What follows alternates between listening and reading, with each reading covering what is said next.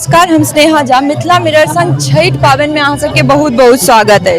अहाँ सब देख सके हमारे पीछा में एक घाट है और ये घाट में सब पानी में ठाढ़ है। सोझका अर्घ में राना माई के अर्घ देला और इस समस्त चीज छठ के पावन के सब चीज एत सजायल गेल है। झूड़ी पथिया कोनिया हर चीज हम कहबी कनी ढंग से जूम कऽ उम्हर से देखावल है जे हर चीज कते नीक से सजायल गेल है।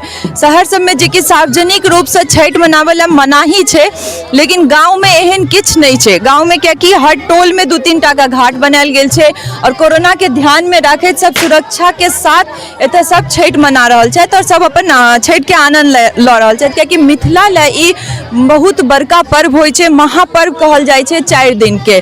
तैमे आइ सोझका अर्घ छै और हर घाट पर सब गोटे आबि गेल छथि अर्घ दै ले। अपन अपन परिवार के कोबला हिसाब से जते पथिया जे कोनिया जे चीज होइ छै सब चीज एहिमे कहै छै सुथनी हल्दी अलुआ सब चीज देल जाइ छै और ई सबटा नियम छनि जे राना माई के लोग चढ़ाबै छनि और ई सब गोटे घाट पर रहि कऽ राना माई के पूजा कऽ रहल छथि। आगू अहाँ सब देख सकै छी, हमरा सबके देखा रहल छी एते नीक सँ छठ मैया के दर्शन भऽ रहल अछि।